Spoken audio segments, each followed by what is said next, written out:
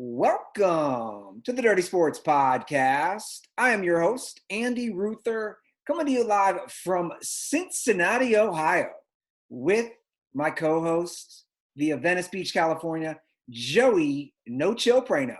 Hello, Andy. How are you, buddy? I'm great. I was really hoping you'd go straight from me to Tug so we could get back-to-back Hello Andys and just see if we could nail it. We have the one and only Tug Coker joining us, as Joe just alluded to. Hello, Andy. Hello, Joe. Hello, Douglas. Guys, I got 2 cold Miller Lights sitting next to me and 3 episodes of Paw Patrol on the TV screen. That's how much time I have to do this Zoom podcast with you guys today.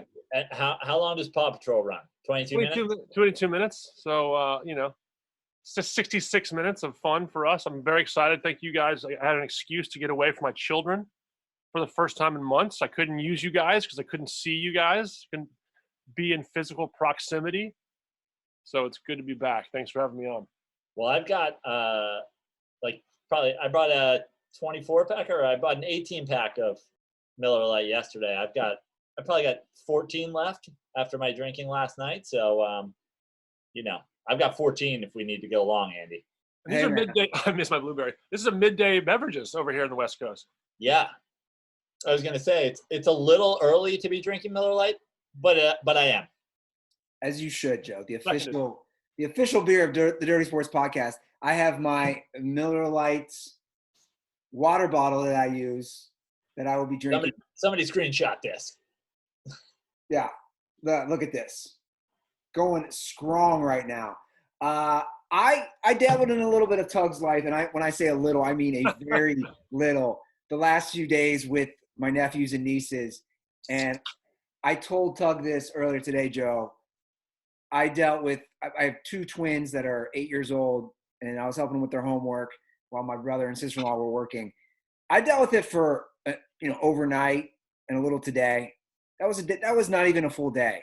Tug has been dealing this with how many days now, Tug? It's like 70, I think. Day 70. Yeah. I see a little of evil Tug. You see it, Prano? A little evil Tug. I'm 100% evil Tug right now. Sure. My kids will fight, and I just let it go. I'm like, one of you comes home, that's fine. That's why, we were talking to Walt before the show started. This whole, Walt can't hear thing. That's having 5 children. He can hear fine. Exactly. He just has the ability to literally shut off the volume. He has a mute button on life. Yeah, that's a good point. And I have a feeling Tug is quickly learning to utilize the mute button. 100%. Now, Tug, I think we just start off with it. The Dak Prescott stuff. There's a lot of as you alluded to on a text to me earlier, there's a lot of information being sent around social media and the internet, a lot of things to dispel. We don't know exactly what's happening. What I do know is that I think Dak is playing this very nicely. Kirk Cousins came away with $85 million after all this sort of squabbling. Yeah. A couple years ago. So that seems to be the blueprint for quarterbacks nowadays. We all are not, high on Kirk Cousins or exceedingly high on Kirk Cousins, but he's been paid. You know what I mean? Like that's Dak's goal. And so as a Cowboys fan, I said this last year, as soon as Matty Goldberg has entered the chat. Kirk Cousins is going to be the MVP this year. All in. Hey, listen, I watch Matty on his Instagram. He's, I'm waiting for him to take down a title. I don't know if I see him play a lot of poker. He's making a lot of final tables. Matty, I know you're listening. Let's cash one. There's another game that he plays in that he invited me to that he doesn't, for some reason, he doesn't Instagram the process, but I know he's, the guys who run it have a running log of, there's an email thread. And I know Matty's already gotten 1 bracelet from that tournament. So he's won at least 1 poker tournament. I love that mini poker groups have bracelets now. That's how much time they have on their hands. I think they're virtual bracelets. Yeah, no. No, there's so much time they make them. There's snap bracelets. I literally have no clue what you guys are even talking about. I don't understand this bracelet. Yeah, I saw you fall asleep on that Zoom conversation. But back to Dak. I mean, Andy can kind of enlighten the listeners as to what is being thrown around. There was offer. There was a news today saying that he turned down a 5-year, $175 million deal. But that was quickly rebuffed by some people out there on the internet, such as Ian Rappaport and others. So yeah, well, I kind of read it. I know for some reason Chris Sims is becoming some sort of like, yeah. What is it with the quarterbacks who were awful being like? Can we get somebody that wasn't like didn't have an embarrassing career under center to like make some like? Could Chris Sims? If Chris Sims and Dan Orlovsky had like a duel at dawn where they threw footballs at each other, they just both walk away alive, right? Like, I mean, how many paces do you think till they're safe? But like, I read it as that like the Cowboys were preparing some sort of offer, but that Dak is playing through the press that he's looking for 45 or something like that. But I think the bigger question, Tug, I have for you as a Cowboys fan is like, what's the number where you're like, I don't think that we should give him that? It's a really tough situation because I think it's below 35, by the way. It's not going to happen. I mean, that's just not going to happen. I mean, the thing that you and I have talked about for years now, which is the rookie quarterback deal or the Giselle deal. That's the best way to build your teams right now. Mahomes is under a rookie deal, like as great as Mahomes is, and we think he's all time great. Like the construction of the Chiefs will change once he gets his new contract, which will be astronomical. My feeling this year, I said last year, as soon as Dak gets a contract, the Cowboys won't win a Super Bowl in my lifetime. I actually am bullish on the Cowboys this year. Because of Bill Simmons' Ewing theory, for two reasons. I think there's two Ewing theories at play here. One, Jason Garrett, and two is the Mike McCarthy, Aaron Rodgers situation. Who's the real Ewing in this situation? So once Dak does get that contract, I think all bets are off as far as what the Cowboys can do. But somehow, I've seen them a third or fourth best team in the NFC, and I think it's like, actually, this is going to sound weird, but they're weirdly undervalued right now in the NFC. Like, I mean, it's, the Niners. It's tough. We all know it's tough for the Niners to get back as a Super Bowl loser. Joe and I have talked ad nauseum about the Saints being great, but like Breeze being.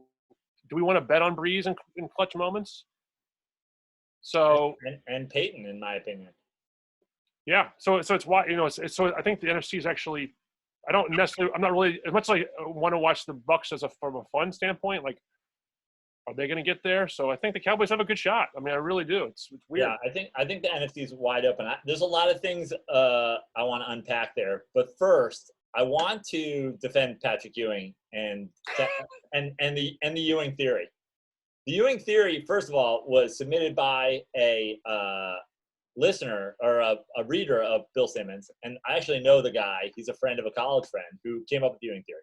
So first of all, just because I'm a Bill Simmons fan. I like Bill Simmons. A lot of people hate Bill Simmons. Like I feel like there's a lot of like real like savage hatred of Bill Simmons, and I don't really understand it. Like, I don't love everything about the guy, but I am a fan. The Patrick Ewing theory, which is correct. Anytime Patrick Ewing was out of that like late 90s, 2000 team, the Knicks were better. And that is because Jeff Van Gundy took over for Pat Riley and was like not ready to be like his standing alone NBA coach, and was just like, I'm just going to keep running through the offense through Patrick Ewing, who's now 37. Like, you had Latrell Sprewell and Allen Houston. So when they suddenly weren't running the offense through a turnaround baseline jumper by a 37-year-old, it opened things up. I blame Jeff Van Gundy for the idea that the Knicks were better without Patrick Ewing, and I think it's disgraceful. Okay, well, look, as much as I want to talk Patrick Ewing and I actually love this conversation. I want to put a pin in this conversation and circle back because I have something I want to talk about this later. But let's gear back to the reason I wanted to bring it up is like it has gone from Bill Simmons to now like this is a full on across the board sports theory, and for Patrick Ewing's name to be pinned to it, it's true. That's fair. Is offensive. And if you know anything about that Knicks team, it's like. Simply, the answer is like when a guy who is as great as Patrick Ewing, and even in those days, in like the '99 season, for example, Patrick Ewing is still like the fourth best center in basketball or the fifth best center in basketball, even as he's aging. But that doesn't mean you run an offense through him at that point, especially when you have a young Sprewell and a young Allen Houston and Marcus Camby and whatever. I want to pose this though.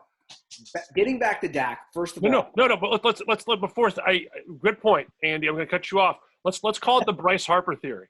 Exactly. Because Bryce Harper the Nets actually won a World Series. I suggested that last year. I suggested that this become the Bryce Harper theory last year, and no one bought in. I'm 100% buying in now. As a person that was on the Nets, let's and where the Knicks have not yet won the championship post Ewing.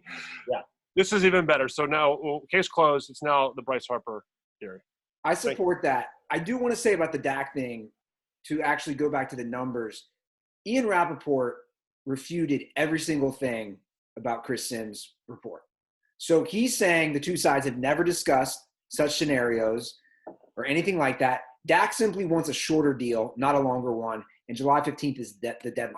So this 5-year, $175 million deal, I trust Ian Rappaport. Him and Adam Schefter, right, are the go-to guys for the NFL news. I trust them over Sims. So take that for what you want. Oh, love it. Prano's gone full Michael Jordan with the cigar. But I want to pose this to both you guys.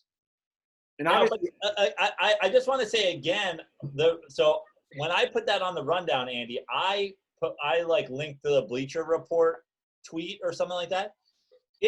It still reads, and we're getting, maybe bogged down in the details here, but it still reads as though, like, there's an internal conversation about what Dak's number is, and there's what Dak's team is having an internal conversation, and that they actually, it doesn't seem like no one's kind of pushing that they've, like, met and talked and, like, somebody stepped away from the table yet.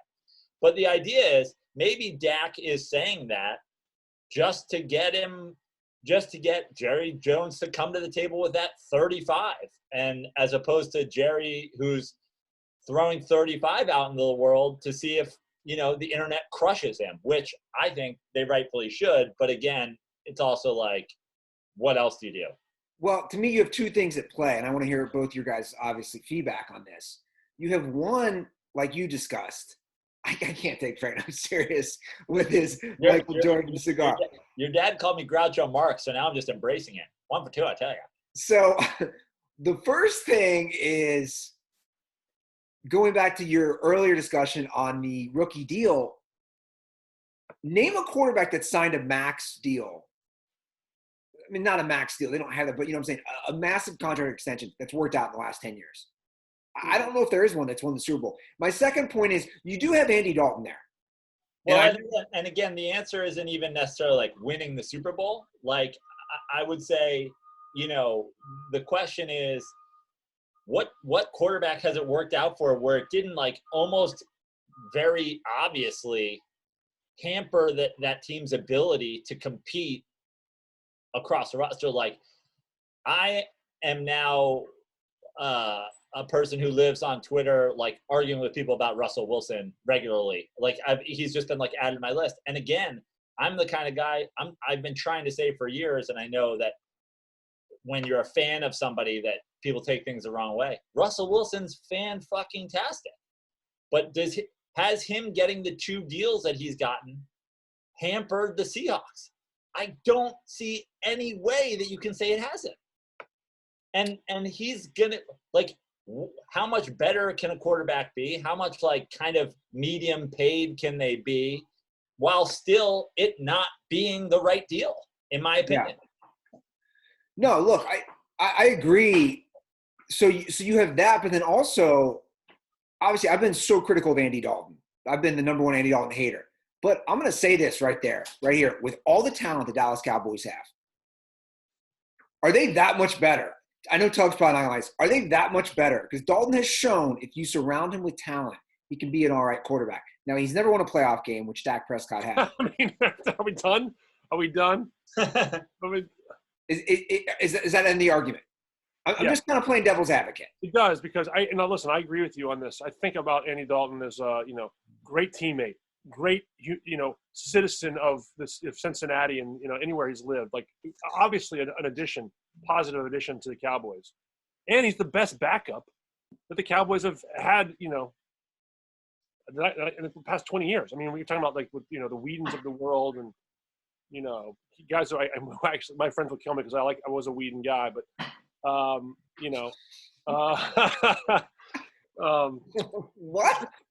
Well, I just thought, I'm not saying like he was the guy, but I thought he'd be serviceable, and I was wrong. But I own that. I come in here and I own these things. Every time I think of Brandon Whedon, I think of that gif of him getting lost under the flag. Do you know what I'm talking about? Yeah. Yes. But so can I pose like a third thing? Like, I think that the Cowboys are better with Dak than with Andy Dalton. Sure. And I don't think it's all that close. But are the Cowboys better with Dak at $35 million than they are with Andy Dalton at whatever he's getting? That is the real question, because you need to pay other people. And Andy Dalton is at a point in his career where his value is what his value is. And if you can get, 85% of Dak from Andy Dalton for a tenth of the price, now we're having a conversation. I mean, I'll just say this is a conversation. If this conversation is unique to the Cowboys, I think the Cowboys actually have a better chance of surviving a monster contract. This is a tip of the cap to Jerry Jones. Their scouting team is really good. They draft really well, and so they're able to play with a lot of youth. In a sense that we had to let go of a bunch of players this year, Quinn and Jones and all these guys. But we added some key players this year. Travis Frederick left. There's a lot of players that we've lost, but we're able to reload. The problem is that we didn't have a coach that was good enough to unleash some of the talent that we had. But also, youth, guys grow up, and you have to pay these people, or you have to let them go. And the idea that you can just always hit on those drafts is that's not.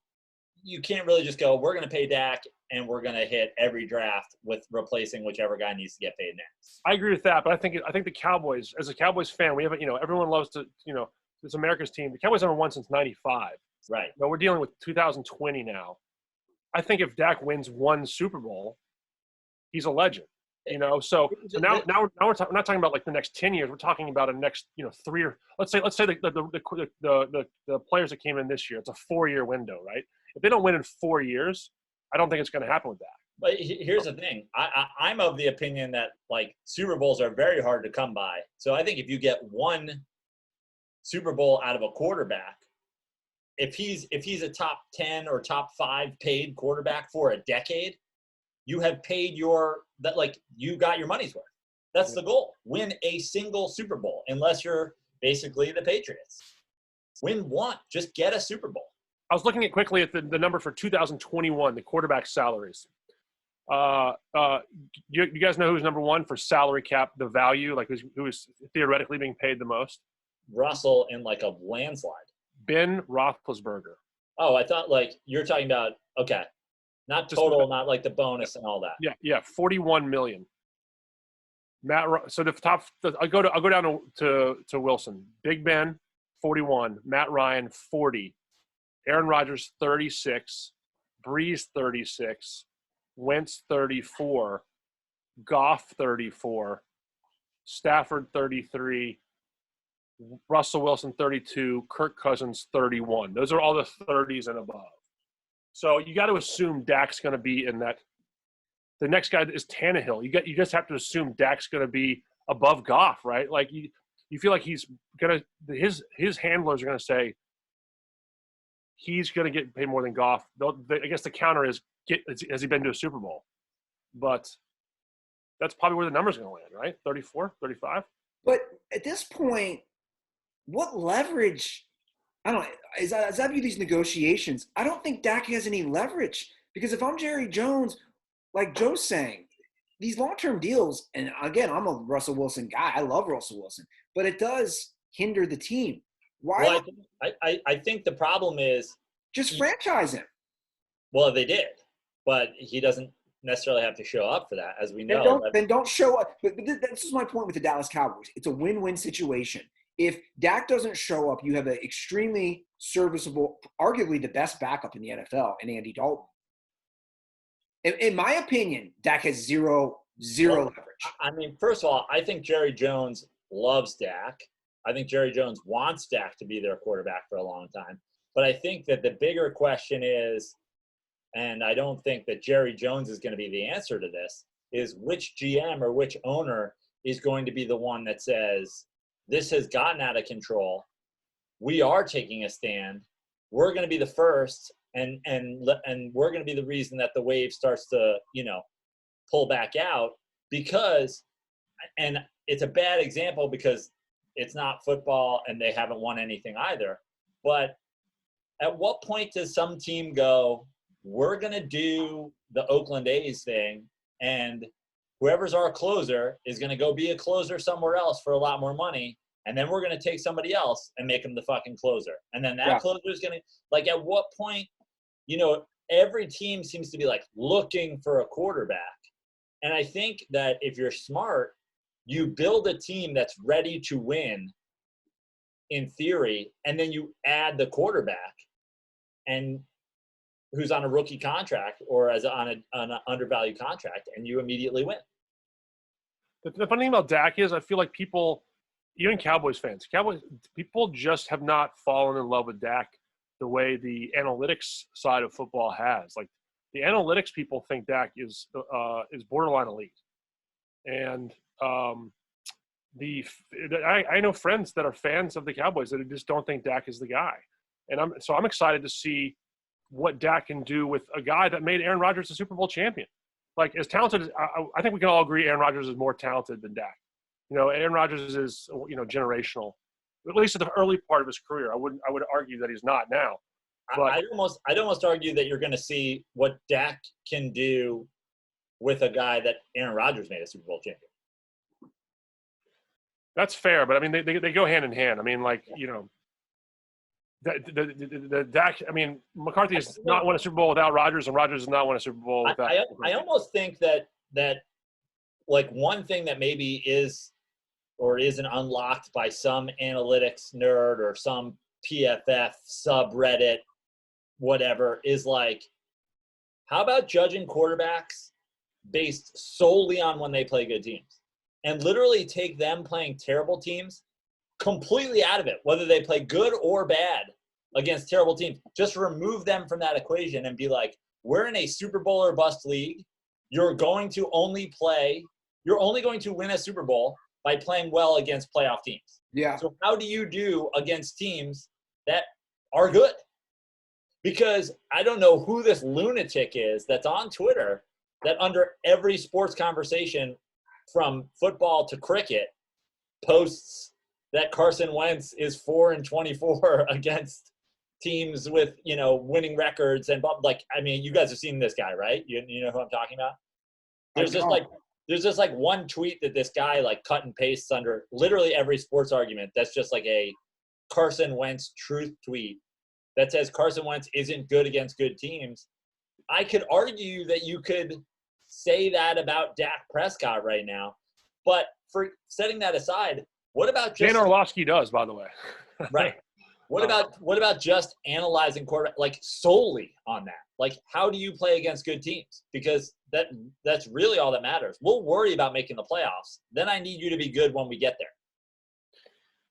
Yeah, I mean, Dak has obviously been sporadic against great teams. I mean, I look to the loss against the Packers in Jerry World where he played out of his mind, but lost to incredible throw of Aaron Rodgers, or a Crosby bomb and an Aaron Rodgers elite throw to Jared Cook on the sideline. But Dak was amazing that game. I mean, the jury's out, but Andy alluded to the fact that like the Cowboys have a lot of leverage. I think actually Dak has a lot of leverage in this situation because there's just not a lot of great quarterbacks that are young. Like it's hard to find a great quarterback. I think if I'm Dak's agent, my leverage is like Kirk Cousins. My leverage is Jared. I'm like, guys, what are we talking about here?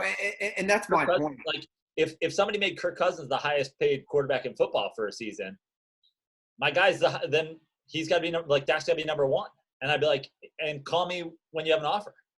And I think it's more of the Jared Goff deal.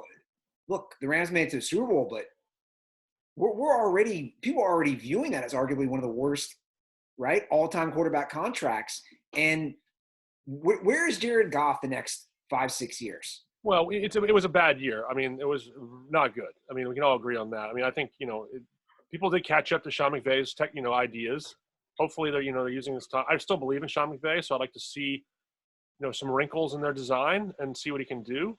They started using the tight end a lot more last year, which was like a nice piece. I mean, I think they overpaid Goff, obviously, but I still think that the Goff-McVay tandem can be successful. I agree with you because I believe in McVay, and I believe if McVay believes in Goff, then like what can you do? And then there's also this whole thing of like these deals are terrible until 5 years later when there's 10 more worse deals. Yeah. Like Kirk Cousins being the highest paid quarterback, like now he's 8th or whatever. And it's like soon he'll be 15th. And then we start the whole process again. It is like, again, I think the thing is like, who is going to be the guy who. Did you hear that? No, what happened? Was that Walt? My dad's Fox News app that just the rocket ship just takes off. News alert. News announcement: Amy Klobuchar vetted. I just want to see the guy who. I just want to see the first guy who has the balls to say like, I'm doing the rookie quarterback carousel forever. Like every year I can get a diamond in the rough and take 1 year to groom him and be a playoff team year 2, 3. You might see Belichick do that this year. Right. And honestly, I think that I know there's all this talk about, the Patriots offered Brady this much and he had already decided. Like, I truly believe that this unraveling of Brady and Belichick is because Belichick wanted to do it for a long time. And Brady just kept taking Giselle deals. And he was like, fuck it, fine. But that's I'm glad you're bringing that up. For some reason, I feel like this gets lost in the mix. We're talking about deals. Brady consistently was on a like. You can almost go as far as to say the big contract with the quarterback just doesn't work. Well, Joe and I've been saying that for like 2 years on the show. I mean, I don't know where you've been listening. We should rebrand it as the Ewing theory so that people can still desperately cling to that as a word phrase, but use it for fucking meaningful statement. Bryce Harper theory. But last thing, and I'll say this, and then we should move on because we have a bunch of topics, and I'm running out of Paw Patrol. The one of the things that's a sticking point. We had this a couple of years in the NBA a few years ago when there was new television money coming in. And so everyone was sort of waiting for that big balloon of money. And apparently the rumor is Dak is waiting for gambling. The gambling money is going to start entering the NFL. So they feel like in a couple of years the salary cap is going to explode exponentially. And so he doesn't want to get himself locked into a deal where then the money from gambling comes in and people are getting that $60 million a year contracts, et cetera. Can we just – I just want to say one more thing and then we'll move on. And Tug, I know you're – like you said, you have a Paw Patrol time limit. So you can take a glance at the rundown and we could just hit things that are like Yeah. worthy of your time, and then at some point you're going to jack. Hey, just being with you too is worthy of my time, and not being with my children for What about the idea of like these quarterbacks taking pride in winning and knowing that like a good roster helps? Like, what is Dak Prescott doing with $45 million that he's not doing with 35? Look, this is a conversation that I think every fan in America is going to have, and I think as a person, you've been through some negotiations in your day. I have as well. Once I put myself in the position of not the conglomerate, like I have one rule: you don't take discounts from multinational conglomerates. Like you have one chance in your career or two chances in your career as an independent contractor to be paid. I don't want that person. So, it's funny. I used to be the same guy who was like, Cowboys. I care about the team. I've totally shifted my belief system into the player.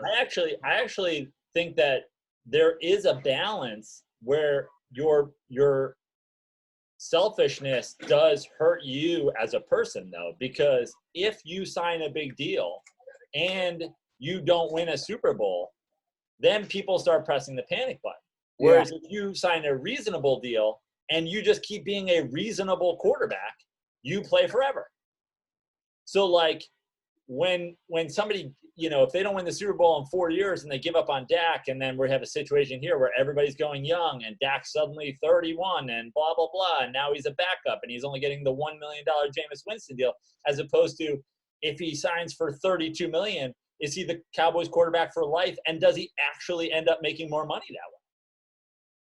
Very true, but we all know, like, Alex Smith situations could happen at any moment, and so it's really important. I think these guys, I mean, I'm sure they all say, look, I don't know what's going to happen. Like, you have to get yours now, and so look, I agree. I want the Cowboys to be thrifty with their quarterback play. I mean, that's I believe in that system, but if I'm looking at it from the Dak's perspective, you only have so many opportunities to take money for your family and your family's family, and it's generational. So it's really tough. I mean, the salary cap is a real deal, and that's why that's why kids should grow up to be baseball players.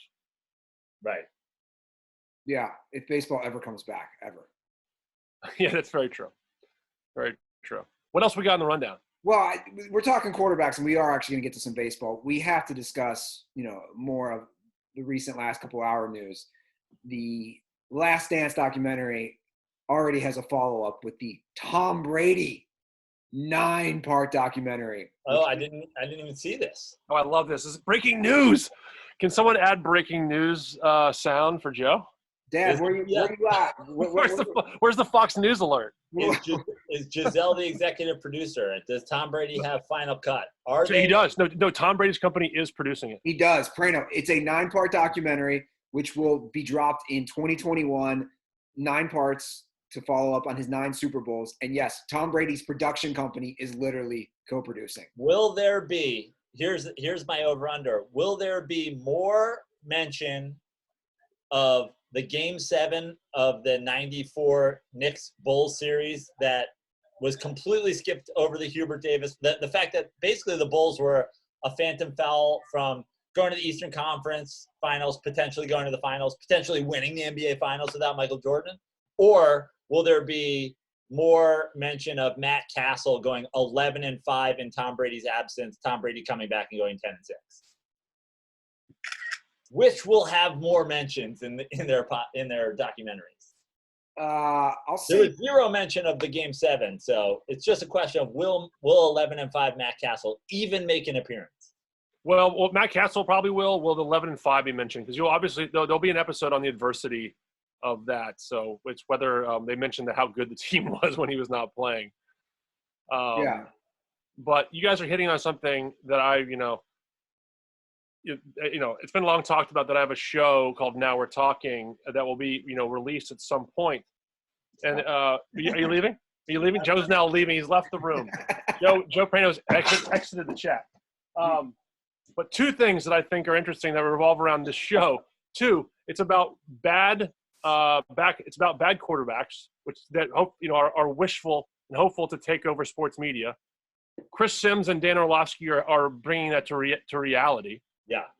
And now one of the storylines of the season 2 that I tweeted out the other day and posted on Instagram at Tug Coker. Everyone, should follow me for some great videos about the character trying to make a documentary about himself and funding it himself. We made that as a joke, and now it's really happening. And now this is just the beginning. This is just the beginning. Like, we're going to see people make this sort of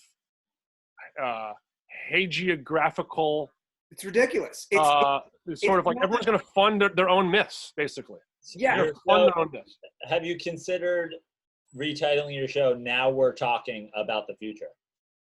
I would love that. We should definitely do that. Get Michael J. Fox in there. You're crystal ball. You just crystal balled the entire. Honest to God, I'm really happy with it because we wrote it. We wrote it a couple years ago, and when the Jordan thing came out about the news, I know Andy was all over it about he's has Final Cut and stuff, and now Tom Brady is doing it. What athlete's going to be like?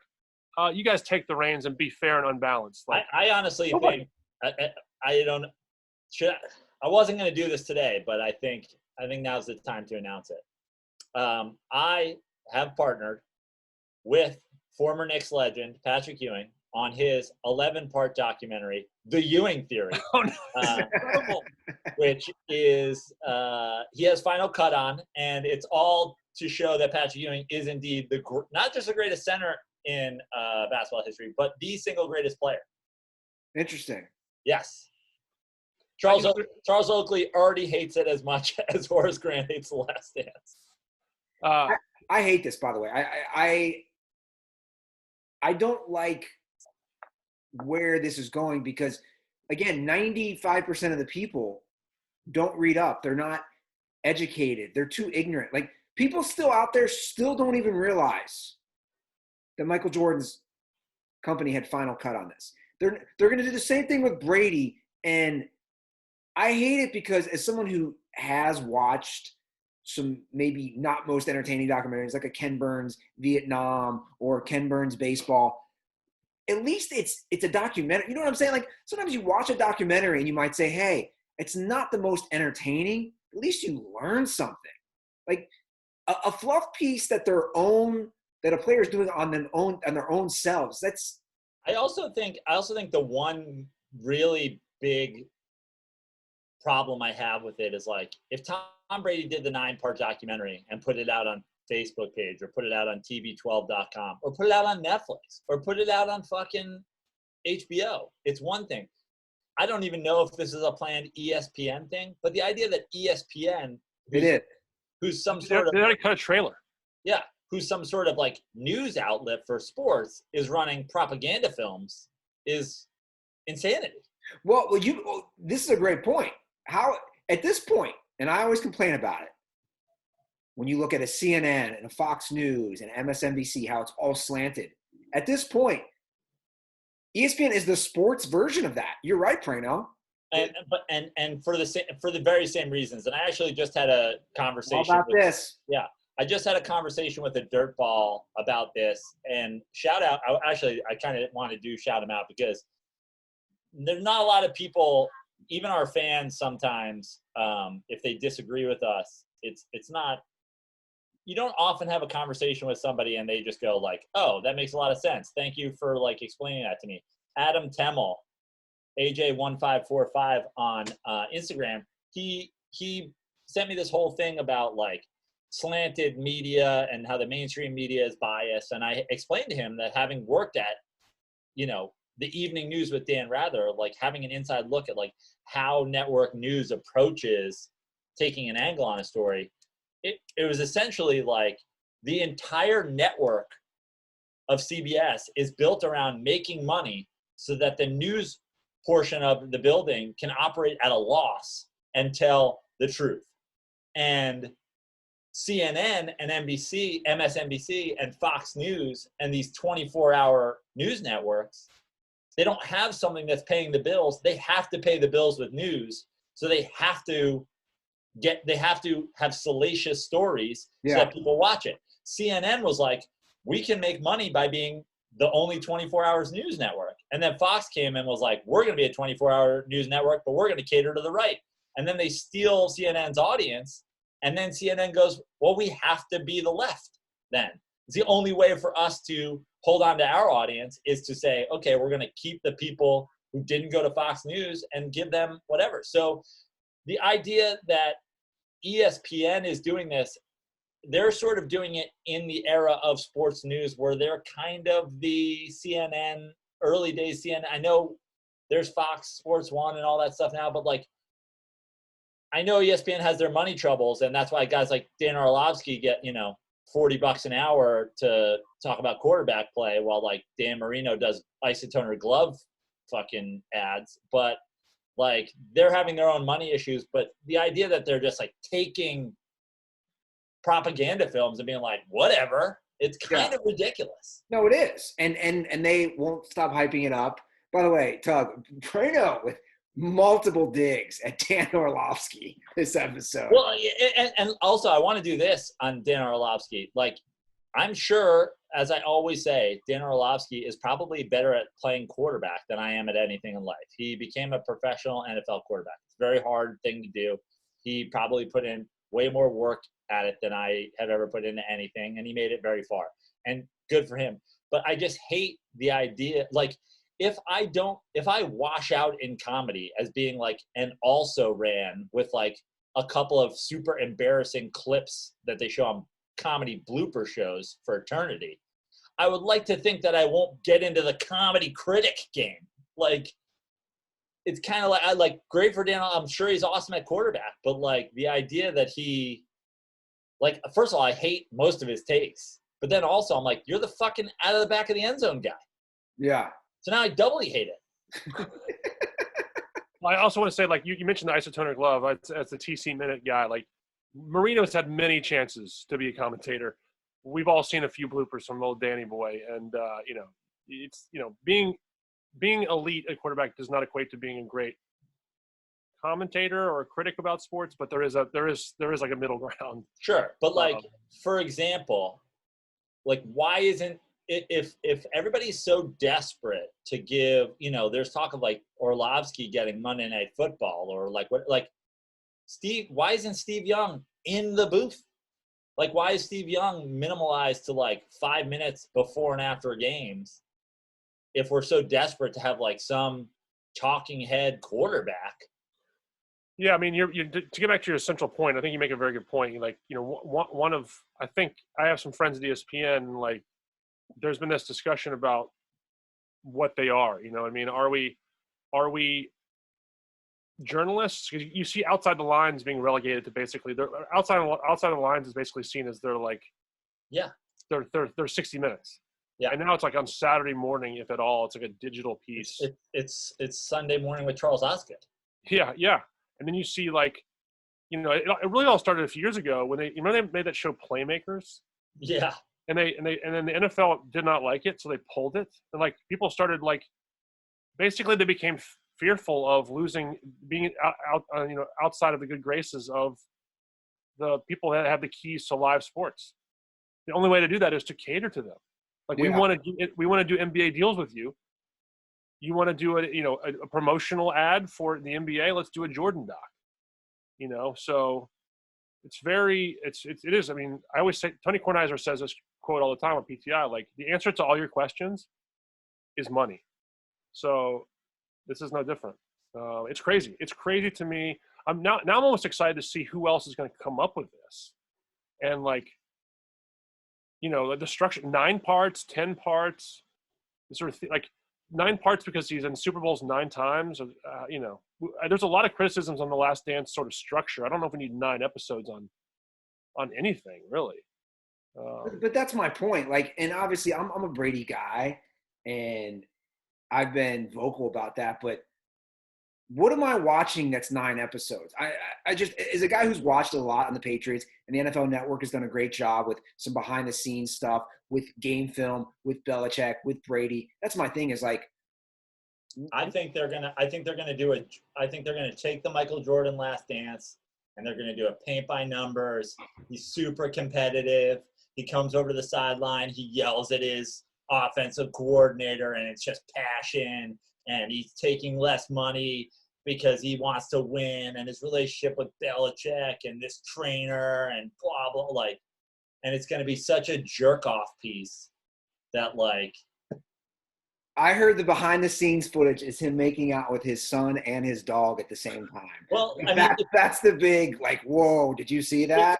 Like, but the thing is, if you watch The Last Dance, like, there were so many cringe-worthy Jordan moments. Like, I have a feeling that shit will all be in there, and Tom Brady will be like, yeah, I kissed my fucking son on the mouth.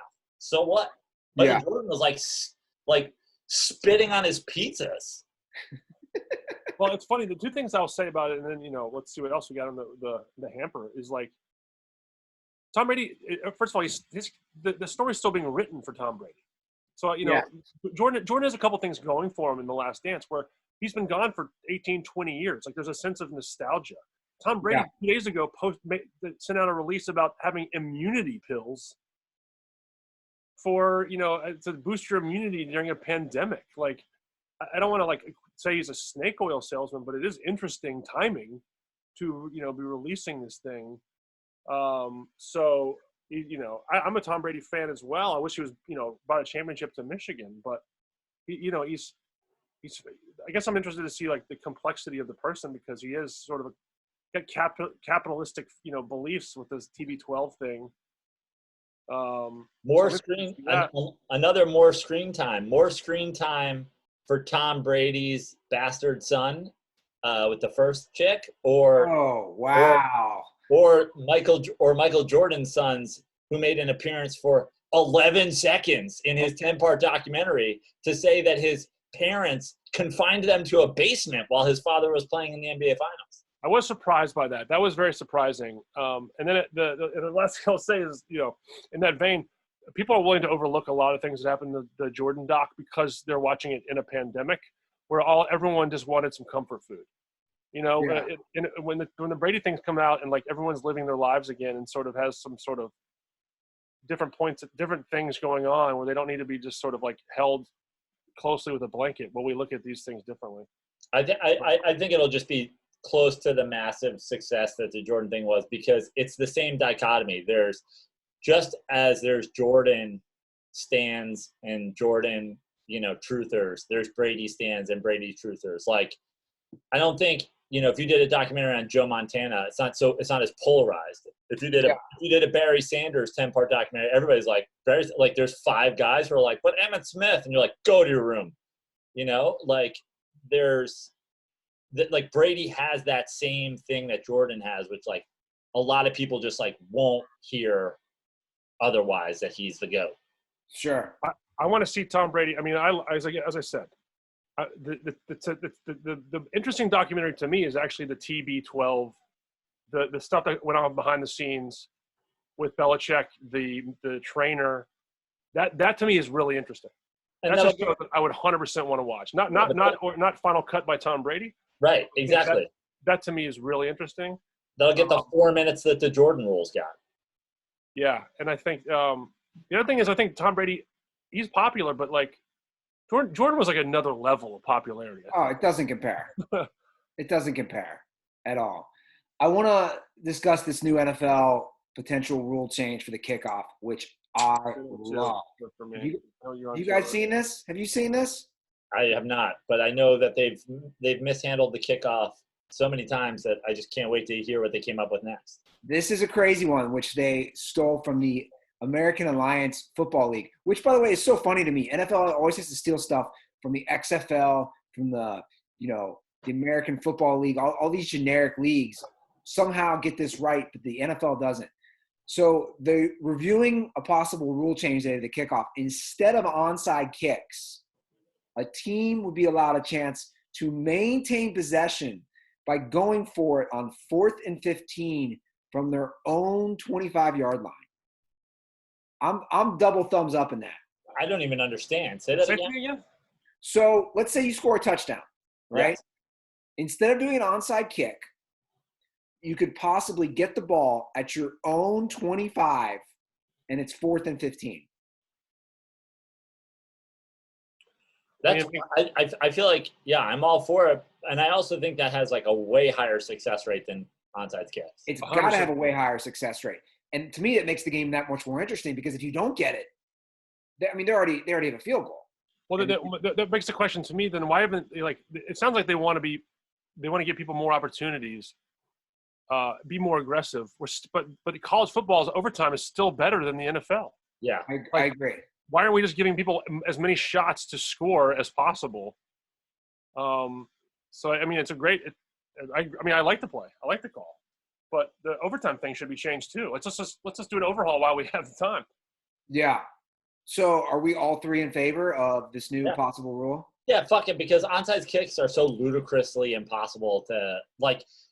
What they should do is like have some sort of, if they wanted to keep some sort of kickoff, is like have a different, like when it's a blatantly onside situation, the same way as now, like you're either going for two or you're not going for two. Remember, like in the good old days, you were going from two from the same place you were kicking, so you could like fake a kick and go for two. Sure. But if you're going from a blatant onside kick situation, like make it a little bit, like make it somehow fair. But like, yeah, fuck it, let's go with this instead. I'm all for it. I say get even wackier. Yeah, I'm all for it. I'm all for just some sort of wrinkle and something to make the game more interesting. And I want to talk some baseball. But before I do that, guys, I want to say it's been a pleasure that we're in 3 different spots: Venice Beach, Santa Monica, and Cincinnati, all with our friends at Miller Lite. Just bringing the 3 of us together. I love that.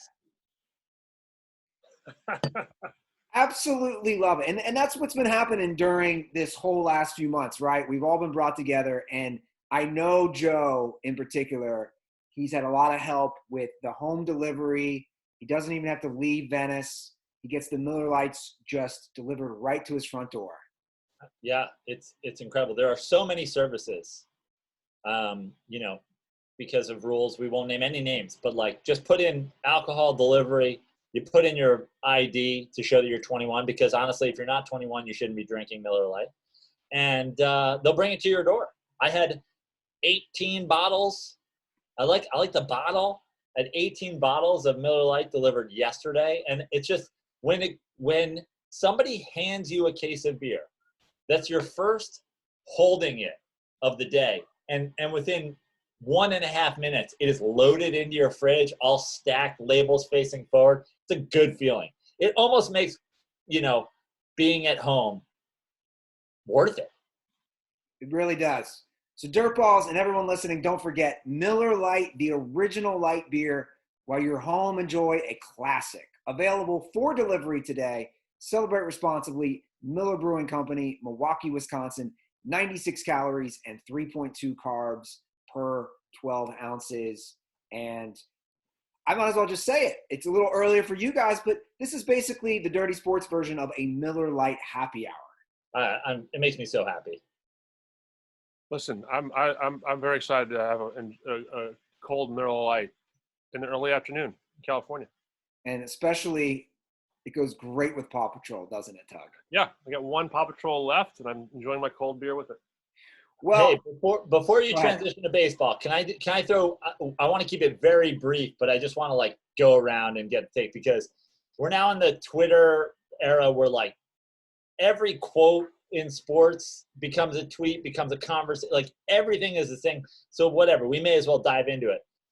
What do you guys think about Doc Rivers' comments about LeBron James being a great NFL player, an all-timer if he had gone the route of football? Yes. I agree. Yeah, I agree as well. I think if Tony Gonzalez, who played at Cal and was a Hall of Famer, LeBron's got to be the greatest of all time. I think we actually should give him a gold jacket this year. He should be a Hall of Famer. Antonio Gates, he played at Kent State. Yeah. I mean, I said that about, Tony Gonzalez and Antonio Gates, but guys like that, Antonio Gates, for example, I mean, he played football in high school, and Tony Gonzalez was a 2-sport star in college, but Antonio Gates didn't play college. Jimmy Graham? What's that? Jimmy Graham. Yeah, like the tight end position is full of guys that were like, you play basketball? You want to go to the Hall of Fame? Like, well, look, I know we're going to get to baseball, but we might as well just divert this conversation a little to LeBron, and because I have been getting a little frustrated. I've been getting frustrated, obviously, with the last dance. Tug's connection's getting janky. My connection is? I'm just kidding. Oh, yeah. I think because you keep seeing it, and obviously he's a troll, but you saw it from Paul Pierce this week. Doesn't have LeBron in his top 5 all time. I've seen it from guys like Jalen Rose. I just want to say this. Wait, Jalen Rose also says he's not in top 5? Am I correct on that, Prano? No. Jalen Rose was doing blinking guy through the entire Paul Pierce. But I think Jalen Rose might have had LeBron at 5th. Okay. So my point is this. These guys who don't want to put LeBron in their top 3, I'm sick of this shit. I'm just plain sick of it. I don't know if it's a combination of clickbait, trolling. It's just you should not be an analyst. I have renamed Paul Pierce. Paul Pierce is not the truth anymore. He's the liar. Like, he doesn't believe it for one fucking second. And that's the part of it that sucks. But it's like, why are we putting guys on TV? Like, it almost feels like they were like, hey, Paul Pierce, do you want to come in and say some dumb shit about LeBron James so we have 3 days worth of things to talk about? But it's not just these guys. Charles Barkley had LeBron. We're talking about prominent guys who are on TV, a lot of guys who I genuinely like and respect.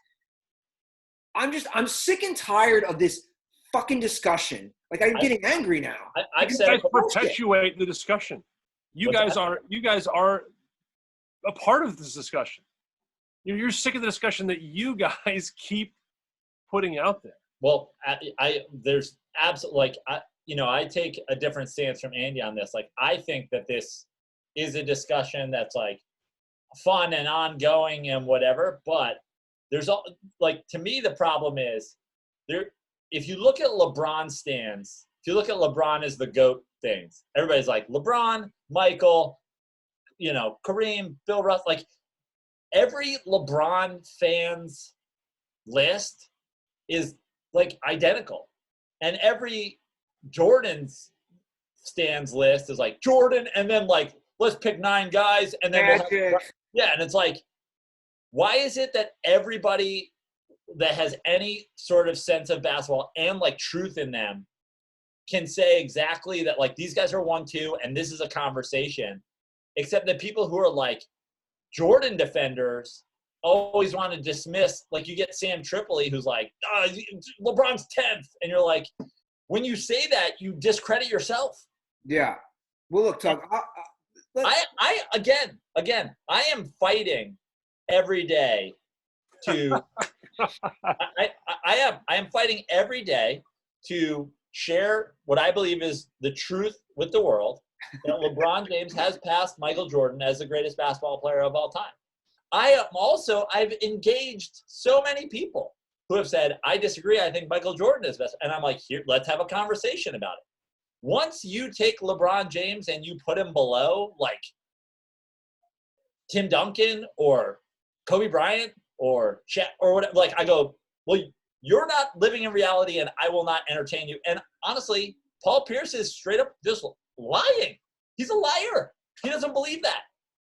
There's a lot of animosity between that Celtics team. You even see now Kevin Garnett kind of openly talking about the cool relationship that exists between some of those Cavalier teams, LeBron and those Celtics teams.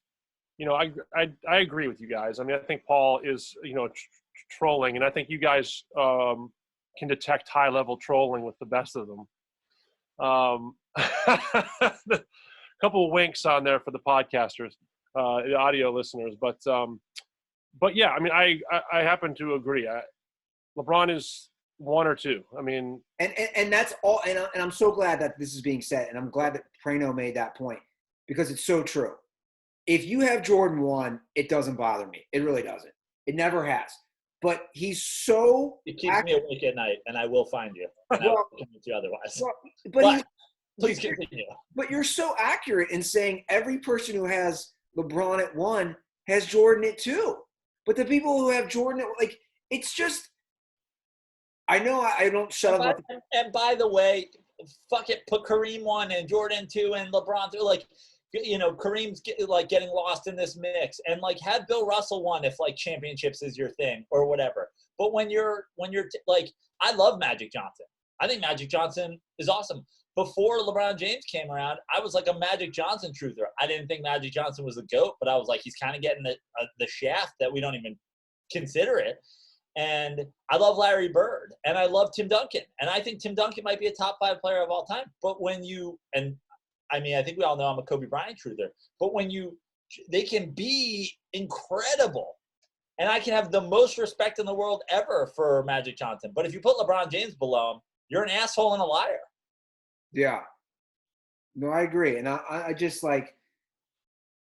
Or a Laker fan, Let me ask you guys this, because you guys are obviously on the LeBron train, which is completely fine. But look, I did it to Ruther. Like, I had to convert it, Yeah, you converted. Now he's a goddamn LeBron bot. Hold on a second. I know Joe wants to take all this credit. Let's also. I mean, he was on the Kobe. I know, but Joe, hold on a second. Let's give the man himself credit. I mean, we've been doing this show since 2014. I've had now 5.5 more years of evidence by LeBron himself. Right. And again, I consider myself someone who evolves his opinion on politics, sports, dating, whatever. Like I've evolved. Like that's. And I appreciate that from you. And look, I understand that LeBron has won a lot of people over by winning more championships and upsetting that. But like, my point was always, he was the GOAT before all that because he's the greatest basketball player to ever live. Like, yeah, like if he dies in a fucking plane crash, he was still the best basketball player ever. Somewhere in the 2 titles range. You know what I mean? Like the idea that I understand that that legacy and like accomplishments and the resume are things that like people all consider.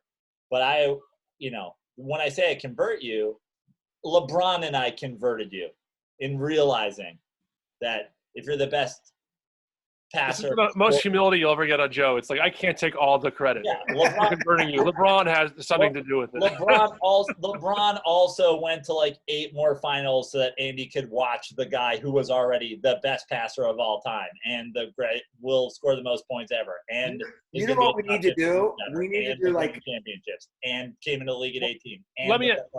Hold on real quick. I have a sketch idea that I'll just say to both you guys. LeBron James conversion therapy. Like, like they used to do, like a fucking whatchamacallit, Bilbo's movie, like A Clockwork Orange, where you like pin their eyes open and make them watch their eyes. Finals. Well, let me ask you this. This is a question that, and then we'll move on to the baseball stuff. But The Last Dance, you guys watched it all. It was, great comfort food, very entertaining. Sure. They also showed a lot of, games. LeBron, even last night, they showed the 98 Game 6. I don't know if you guys watched those, but do you come away with more appreciation about Michael? Like, what are your thoughts? Like, how do you think about Michael now? I mean, obviously, you're never going to change your opinion on LeBron, but do you think about Michael in a different way? It's a sad truth about like Joe Prano as a person forever, but like, I fucking spent way too much of my life in a time where people weren't doing this every day on social media, like engaging in like junior lounge couch conversations about the great, like I knew there's almost nothing from the documentary that I learned about Michael Jordan that I didn't already know, being some sort of psychotic 90s NBA fan, other than, and I knew he blamed the pizza. I only found out during this documentary that he believed that he was poisoned. Other than that, I knew he thought he got food poisoning from the pizza. But the idea that 5 guys showed up to like make sure the king ate the dirty pizza we gave him. The one thing I'll say, Andy, what do you think? I mean, do you think about Jordan differently? he's now turned into almost a character for me. Now, there obviously for years has been things that he's a jerk, he's an asshole. I read the Jordan rules when I was like 12. Exactly. So like cover to cover under a tree in like an afternoon. Like, you know, I'm like, Mom, I'm going outside. I'll be back when I know everything. Yeah. Like I was like, there's a book about the greatest basketball player of all time and what he's like I was like, see you in 6 hours. Yeah. And you read it and you'll be like, there'll be somebody better. I read it. I'm like, this guy's a real asshole, but he sure is good at basketball. Like, to me, he's now almost turned into a character, like a kid's book, like a tall tale, because it's so ridiculous, the stuff he's done, whether it's true or not. Jordan, to me, went from like this icon, and he still is. It did make me appreciate him more, but now it's ventured into comedy for me. Like, I've just even noticed it with my brother. We text each other all the time of like, oh, how would Jordan handle this situation? You know what I'm saying? Because more and more stories keep leaking. And when you hear things like him making up that the guy said good game and he used that as fuel, and then you hear the pizza thing, people are so quick to forget just last week's episode, him admitting that he's a blatant liar. So, you take things with him with a grain of salt.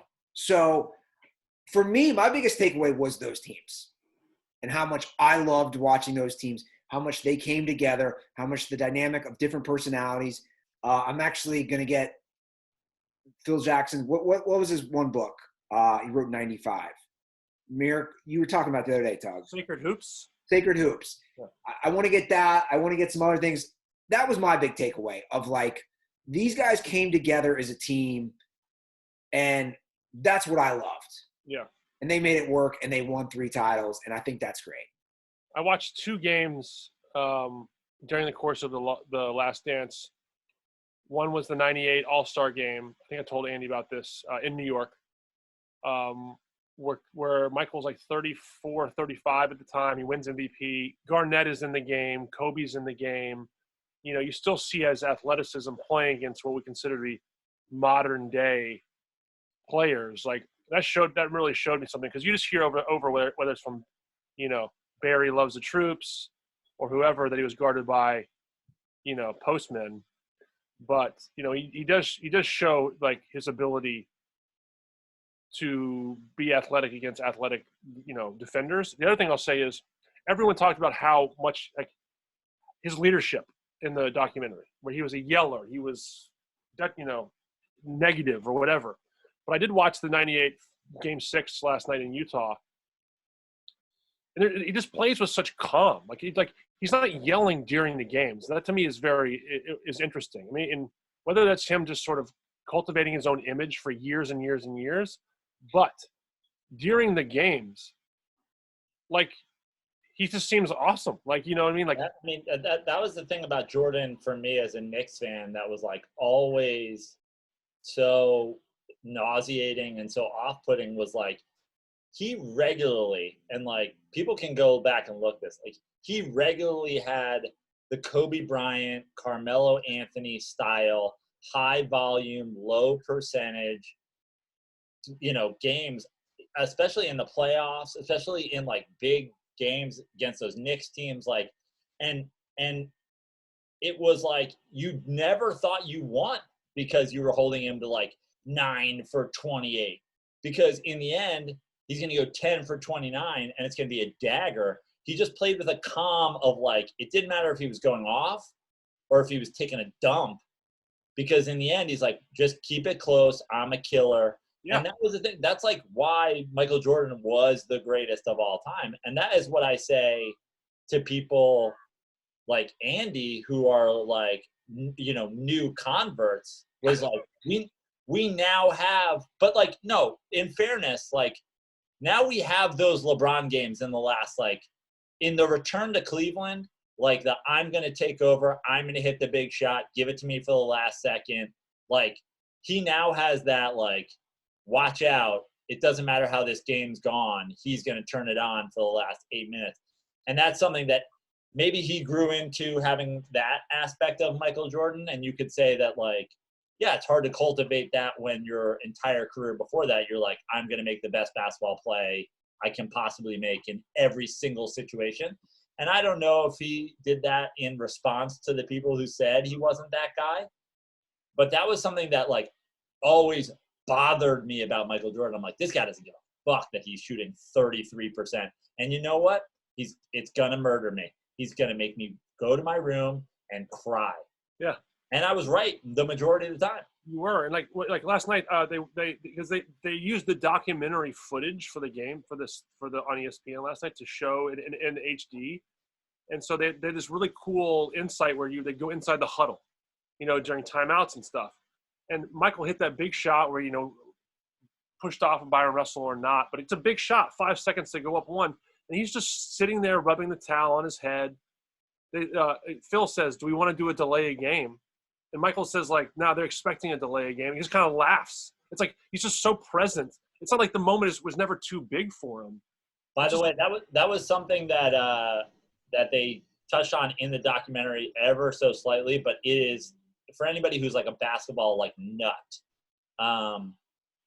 This is a Phil Jackson. This is like one of Phil Jackson's like secret bag of tricks. Is late in the game when you need one shot. He's not taking the timeout because he's like, I'll take Michael or Kobe or Shaq with them not having a plan.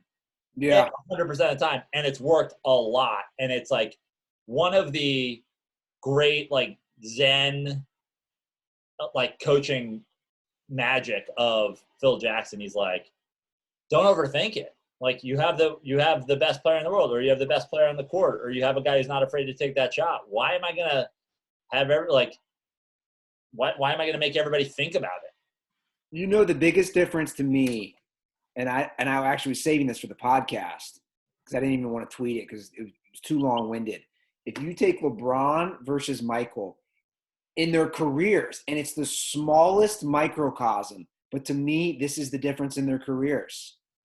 Steve Kerr hits that game-winning shot.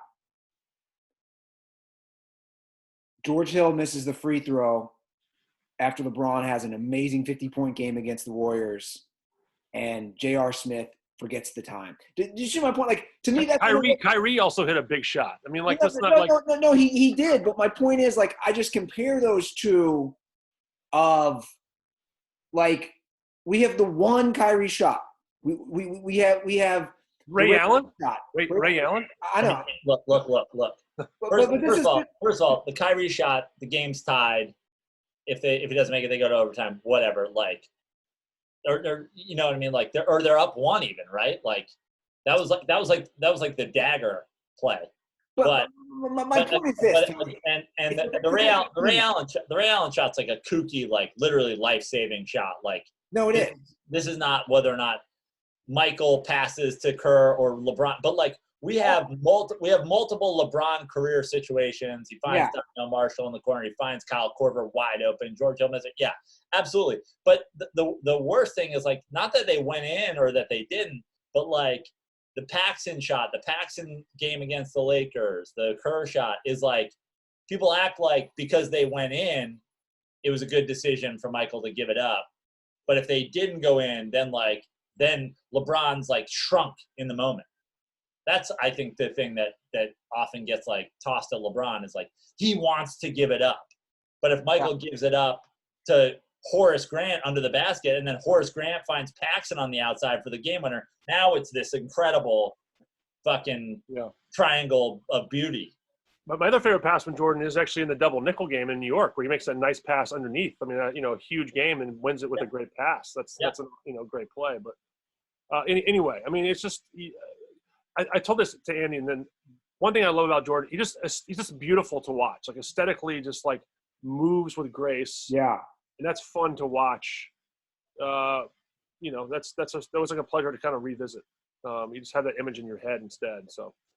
Anyway. No, he was, and he's more, like you said, the beautiful, graceful person, and I'd argue that's not LeBron, and LeBron's not the graceful. He's the dude who is He's making amazing plays, but I just think even by his build and by his look, everything aesthetically about Jordan is just it's a pleasure to watch, if that makes sense. Anyway, everything except his baseball swing, which was horrific. Okay, great segue, Joe, because we got to talk some baseball, and we'll wrap it up with a little baseball discussion. Because I know Tug has kids to get back to. Children, it's true. Hey, sit down. Sit down. By the way, have you guys seen it all? So a couple times Walt would go to this corner, and he'd be like peering over. I was sit down. I said sit down. I was so close to just doing that to him, just to mess with him, because he's a lurker. My dad's in the basement now, but I've noticed he's always lurking everywhere, and he's always lurking in the yard. And it's a classic Walt move. He's gonna hear me. He like hunts like a wolf. He's the wolf of Wall Street. He really is. Right. Baseball. What are our takes right now? We have a few things to cover. Do we actually think it's going to happen? The proposed new rules, basically it's millionaires versus billionaires. It's now turned into more of an economic thing. Give me your guys' takes.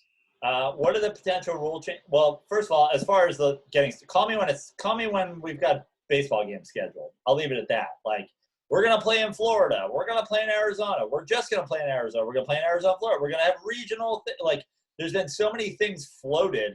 Baseball is doing the exact opposite of the NFL of like trying to like control their pandemic narrative. They're like, no one's talking about baseball. Like, I don't know, leak some dumb shit we're thinking about doing that's like we're going to change in 3 days. Call me when baseball games are scheduled. Now, when baseball games are scheduled, what are these potential rule changes? They're pretty bad, and it's a long list, but I want to get through them. High fives, fist bumps, and hugs would be prohibited under the plan, as would spitting, tobacco use, and chewing sunflower seeds. Fielders would, in quotes, be encouraged to retreat several steps away from the base runner between pitches. First and third base coaches are not to approach base runners or umpires, and players should not socialize with opponents. Continuing, it gets even worse. A ball will be thrown away after it is touched by multiple players, and throwing You the mean ball, like the pitcher and the catcher? yes.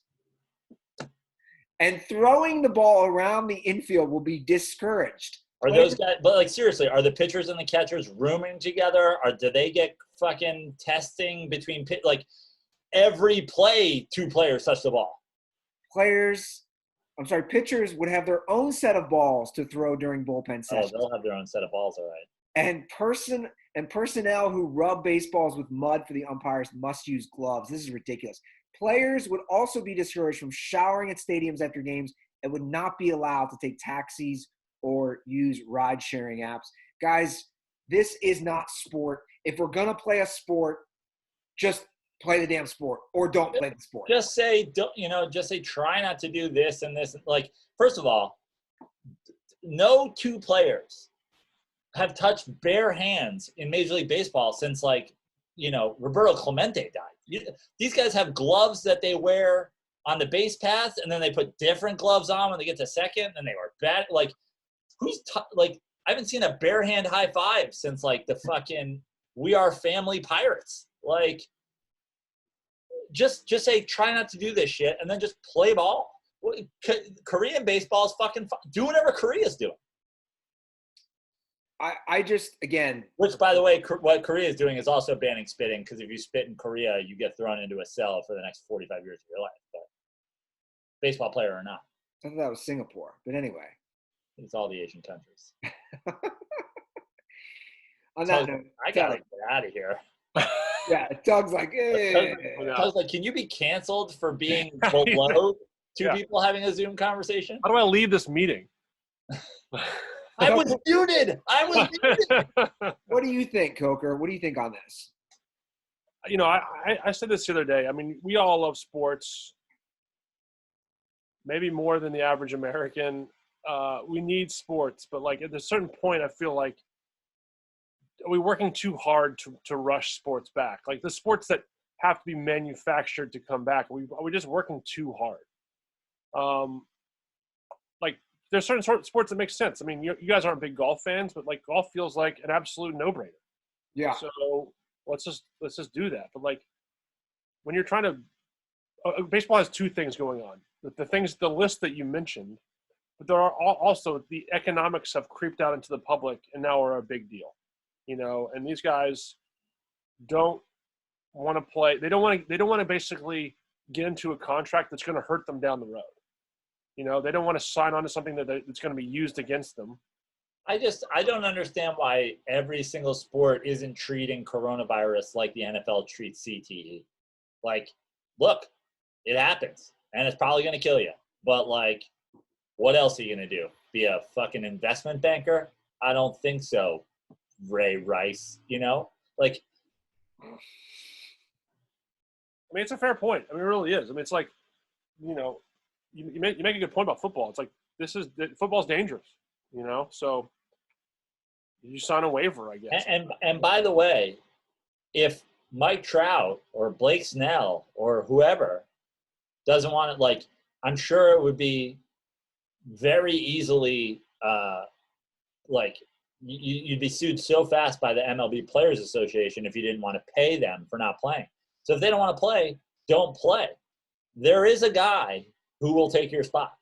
You won't have to go that far. They just took away like 2 squads of minor leaguers from those guys are ready and willing to take your job. Fuck, I'll take your job. I look at where we're at now. I'll play Major League Baseball naked and lick the baseball after every pitch. Like, let's go. Yeah. Yeah. A lot of mental images going on here. Yeah. You're like, why is he naked? You're like, what does this have to do with it? It's like, we just asked him if he would, and he fucking agreed. I just think right now it's May 21st. Their goal when they leaked this plan, which is now over a week ago, was spring training by mid-June, start of season first week of July. I just don't see that happening. Do you guys? I just don't. I feel like baseball is Dak Prescott's agents. They're just like leaking things to see how people react. That's interesting. I mean, baseball has an advantage. I mean, none of us are, virologists, but there seems to be a real relationship to playing sports outside. So baseball does have that advantage for being outside for most of the places. I think there's just too many stipulations. I mean, the stipulations that you talked about, like, they just sound crazy. They just sound like it just makes it sound like it's not baseball. Are we working too hard to make this happen? Like, that's, Well, Tug, you bring up a great point, the economics, and I'll kind of segue that into what I read today on the ESPN piece on college football, because it's the same thing. It's economic-based. Yeah. So basically, they're saying at this point, if college football doesn't happen, $4 billion lost. But the bigger problem for college football is that it funds everything else for every athletic program and also other stuff for the university. So now college football, in a way, kind of what Major League Baseball is kind of faced with, the economic issue of, if we don't do this, the long-term ramifications, which we're already seeing in college sports, like, obviously it's not a big-time program, but Bowling Green cut their baseball program forever. Yeah. And obviously it's a MAC school. It's still Division I. They produced guys like Roger McDowell, Earl Hershiser, and I know those guys are, from the 80s, but, they still produce some players. Like, what was this? Bowling Green. They cut their baseball program forever. And again, if you're like, wow, Earl Hershiser went there, like, that's pretty crazy to think. And they said it's because of Corona, and they'll save $500,000. That's all they're going to save is $500,000 a year. But the economic situation is that dire that they have to do that. My point is, on any of these sports, whether it's professional or collegiate, like you're saying, Tug, they're going to these lengths because now it's turned into a money issue, which to me is kind of symbolic of what's probably going to happen with our country in itself, right? Health at some point is going to kind of have to be, you're going to have to take a chance, right? Because everything else is just going to collapse economically. Yeah, I mean, there's a report out there that the NFL actually does okay with no fans because they make like so much money off TV, whereas college football really makes it's like inversed. Yeah, where you're right. all the money in from the stands and attendance and things like that. So, I mean, there's a little bit of a runway for football to figure it out. There's a lot of people involved. I mean, that's a thing. Like the proximity of the college football players. There's like 100 players on a college football team. You know, it's going to be. I have no idea what the answer is. You know, we're all just guessing. Well, and that, you know, and I'll be brief because nothing sets me off like pretending major college sports have anything to do with universities. But there's also this, if people don't go back to school, but then we're trying to find a way for college football to work, it's like just that much more absurd. Well, So that's a good point. Also, like, I mean, there are college students that listen to your show who are listening to the show right now, you know, thinking like, you know, I'm paying a full tuition to take classes online. Yeah. You know, there's going to be there's already class action lawsuits happening. Like, Yeah. So there's so many bigger fish to fry for the colleges. They got to make money, but they're going to having no students paying full tuition for no room and board. Like, there's just so many problems for the 2021 semester for colleges. But to bring it back to baseball, and even maybe you could say the same with the NBA, because I'm actually not worried about the NFL because I feel like they're going to do a season no matter what. At what point do the economics, you know, at what point do the owners or the GMs sit down with the players or the players associations and straight up say, guys, if we don't finish this season, it's not just going to affect you now. Like, you know what I'm saying? Especially baseball, because baseball has played no games. At what point do they say to the players, guys, this is really going to affect your salaries in 2021, 2022, and beyond? I think at a certain point, that discussion has to happen because players will say, I'm concerned about my health now, but at what point is it a risk-reward thing with your financial return in the future? Well, I think it's got to be treated like everybody else's job. You know what I mean? People are furloughed and people are unemployed and people are whatever. But if you were a bartender, you know, and your restaurant's closed, they can't be like, hey, come back and work for half price because, you know, we were paying you unemployment before or whatever. It's like, if you bring me back to work, pay me my money. And if they want to fight with their players' unions over not paying them for this year because X amount of games gets canceled or whatever, that's something that the leagues will have to deal with. But I think, you know, all the leagues want to just not miss a season. They don't want there to be this thing that's like hanging over, like, oh, well, you know, Major League Baseball came back, but the NBA, like David Silver doesn't want to be the guy who's like, we're the only team that didn't award a champion for 2020. Yeah. So I think also a bit of a rush to be, you know, we're talking about the big four, right? Like, baseball, basketball, football, big three of sports. Like, there's a little bit of like people want to get back to the marketplace. Like they sense a little bit of blood in the water as an opportunity, because, you know, you see MMA, you see The Last Dance. Yeah, all these things being like, this is huge. 40 million people tuned in to Michael Jordan calling Scott Burrell a hoe for 10 episodes. Yeah, exactly. So I almost watch golf. I'll watch golf. Fuck it. Exactly. So like baseball is like, please, we talk about baseball dying, guys. This is a chance to sort of relight the sport. Yeah. You know, I guarantee you, this is what the owners are saying. Like, we get a chance to grow the fan base again. Think about the amount of money that could come in because of that. In 2 years, you could be paid 3 to 4x what you're being paid now with the new fan base. So, yeah. especially like when you say about baseball, like you're talking about what an opportunity to energize, like to literally bring, whether it's people back to baseball or people into baseball for the first that were not watching before. Like if you're the wife of some guy in Chicago who just always disregarded the Cubs game on in the background, you're like, you suddenly care. I mean, how many women have you seen that were watching The Last Dance? Because it's like the only thing on. Yeah. I tweeted that. I said, my wife doesn't know anything about sports, but she's excited about The Last Dance, and this thing's going to be huge. And yeah. was. But So. that's actually a great point. I was at my brother's last night. And it like also furthers the conversation because the same as you tell, like my girlfriend watched it with me and she was like, why doesn't Michael Jordan just like pay Scottie Pippen some of his money? I'm like, yeah, like, you know what I mean? But just like getting outsiders who like normally wouldn't be a part of the conversation to be a part of the conversation could change a sport it could change baseball for decades. No doubt. Yeah. No, those are all really good points, which I never thought of as far as, bringing that new fan base in and getting people attached. And I have zero faith, though. I mean, from what we've seen from Rob Manfred and obviously how he handled the Astros and the Red Sox scandal and just everything about him, I like at this point, I'll be honest, at this point, guys, my only faith right now is in NFL. Like, I think this is crazy. I think there's a good chance I will be attending Chargers games in person. Like I really do. You already have a coronavirus outfit, though, so you're good to go.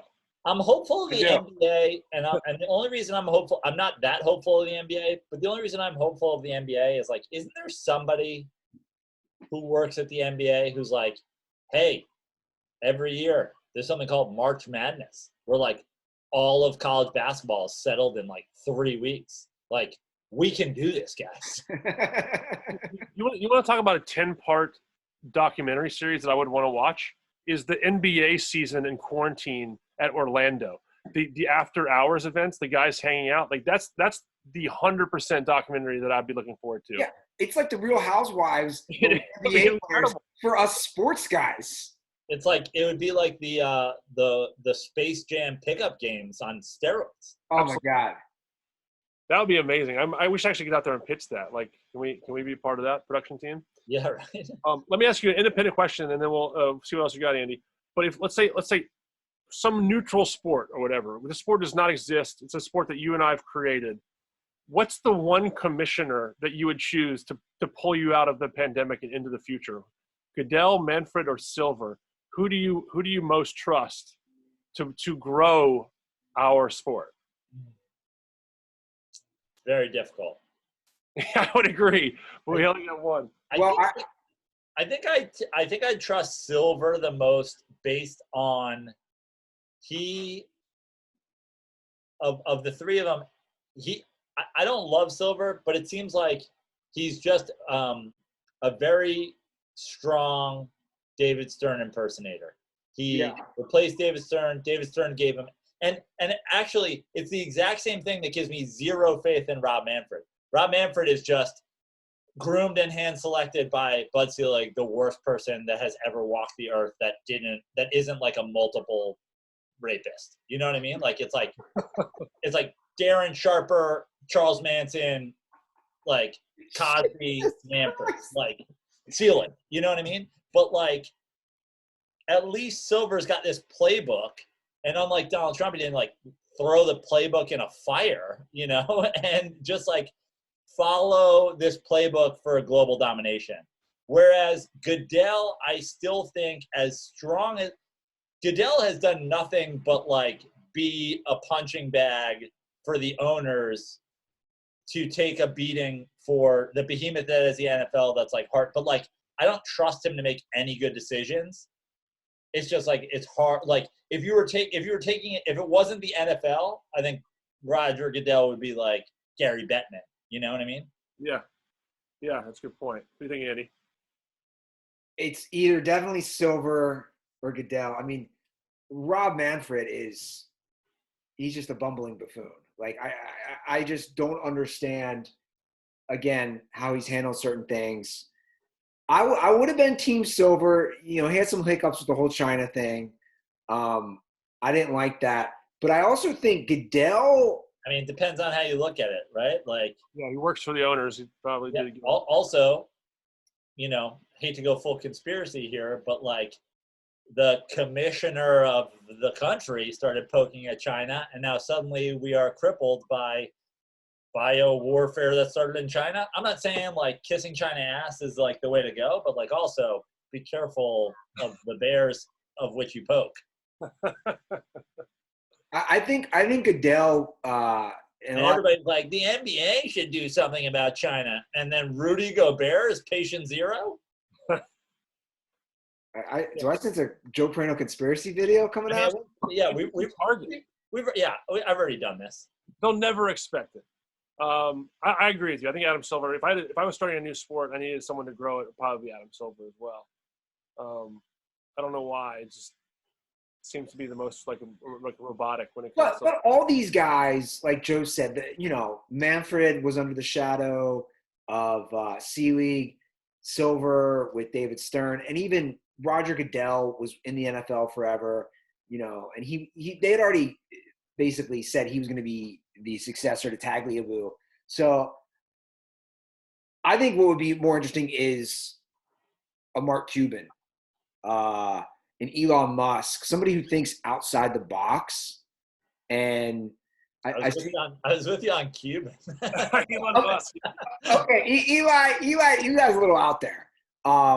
But Cuban for sure, or just somebody who thinks, with innovation or has some new ideas. The thing is, I don't think any of these guys are really bringing new ideas. Like Joe said, they're just continuing what happened before them. Yeah, I got it. Now that we did the Elon Musk reference, I do have to shout out a comedian, Brett Erickson. He's Brett My Pants on Twitter. He's a guy I didn't really know, but he was in that Alaska Comedy Festival with me. He's like a big Doug Stanhope podcast guy. He had a fantastic fucking tweet that I retweeted the other day. It was he quote tweeted Elon Musk saying, "Take the red pill," and he wrote, "Bitch, you smoked your first joint like 6 months ago. Calm down." Wait, say that again because Andy was coughing in it. Can I hear the joke more time? Sorry, I got COVID. So Elon Musk tweeted, "Take the red pill," and Brett quote tweeted and said, "Bitch, you smoked your first joint like 6 months ago. Calm down." Which I thought was hilarious because of the meme, especially of Elon Musk unable to consume cannabis without looking like he's, going to turn purple and vomit, like he's like one of the donkeys on the island with Pinocchio. Yeah, no, that was a funny tweet. But look, it's been a fun episode. I think we should wrap it up. I just want to announce the Dirt Balls. I'll do on air. I don't know when I'm coming back. I really am enjoying my time in Cincinnati. And quality of life. Joe, Can we get a mullet hair look? Can we get a live look at that? The hair is like a straight mullet. I mean, the hair situation is out of control these days. Yeah, all of our hair is crazy. Your hair is wow. It's dazed and confused-ish. Bro, look at this. He looks like the fucking, like the guy who wears the overalls and yeah. Oh, I like that. I like that dude a lot too. So Prano, unbelievable. Prano texted me, and I was like, he's like, "When are you coming back?" I was like, "Dude." So I was supposed to fly back tomorrow, and it's not happening. So I don't know how long I'm gonna be here. But Prano had a great text response. He goes, "Ruther, you're like 10 days away of legitimately being like, quality of life is better in Ohio. I'm not coming back."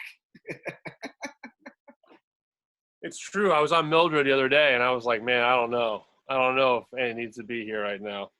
No. That is out of control. I've never seen anything like this. What, Mildred?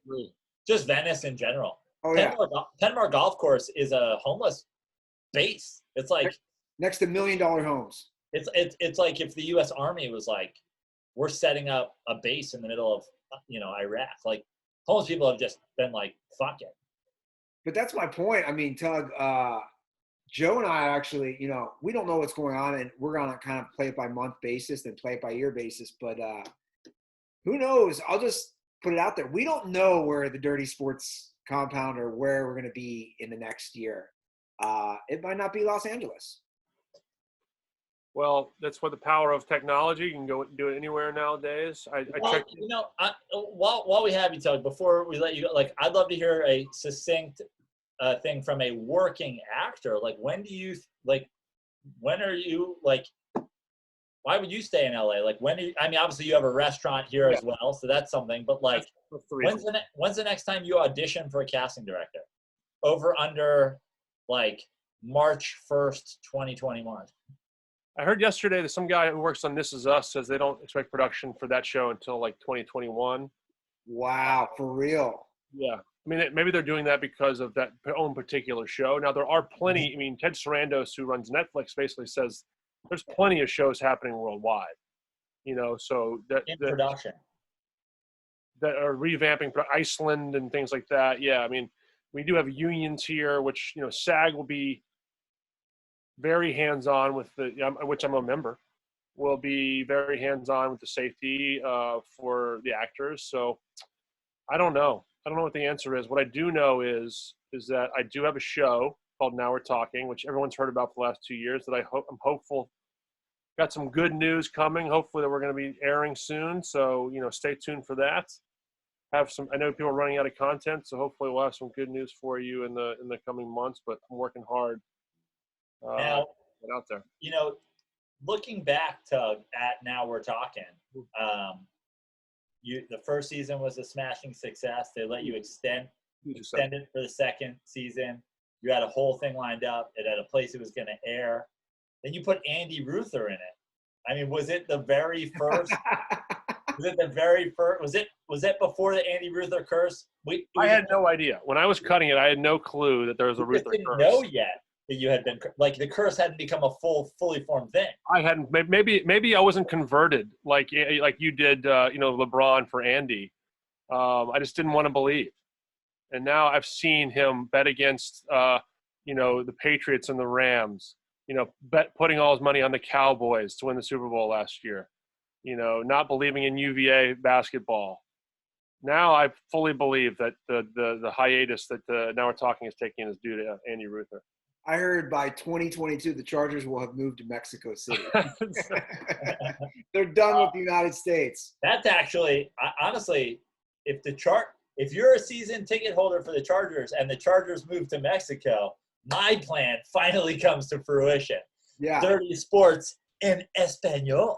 There you go. Dirty is south of the border. Well, Andy, the last thing I want to mention is, there was a special sighting on Instagram today, which was some Joe Prano stand-up comedy. Yeah. That's where we're at in quarantine.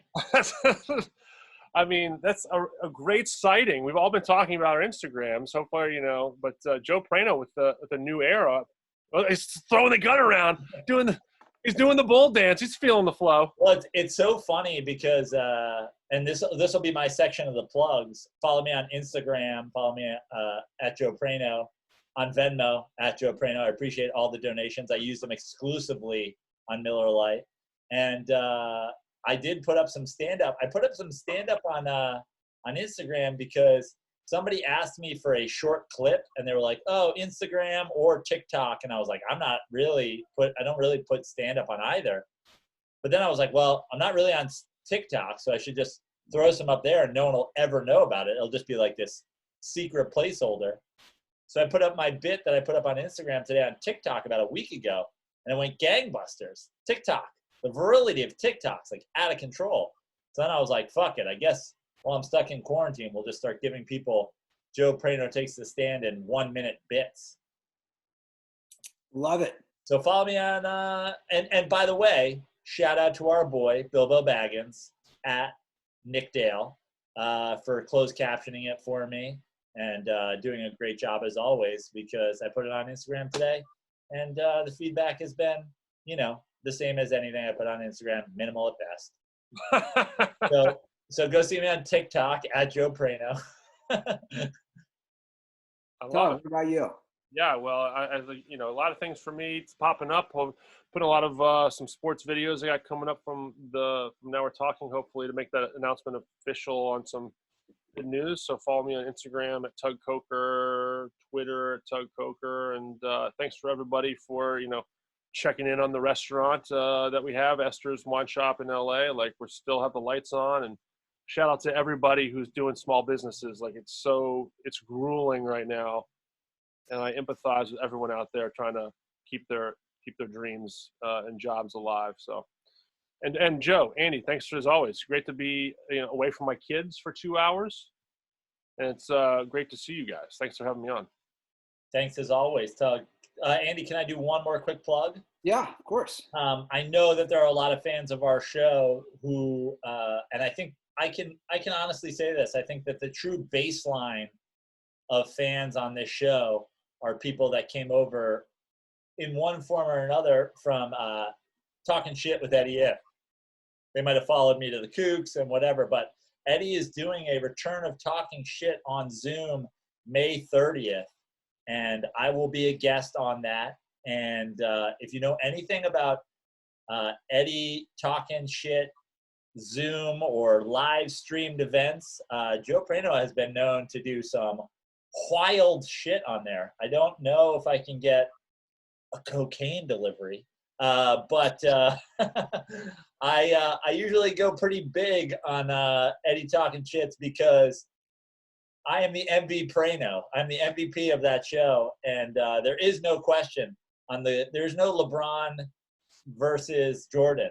Like, I demand to be known as the MVP. So it will get crazy. So tune into that if you're a talking shit fan, because I don't know what I have here to consume, but I will consume all of it. Humble as ever, Joe. It's always good to see that our distance has not separated your humbleness. Guys, that is the show. If you're in Ohio, if you're in Cincinnati, come on over. Let's grill out and cook some chili. Let's get it done.